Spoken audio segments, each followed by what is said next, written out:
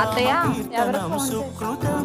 ఈ రామచంద్రుడే లోకరక్షయని అంతరాత్మ పలికే. జగదానందకారక జయ జానకి ప్రాణనాయక శుభ స్వాగతం ప్రియ పరిపాలక.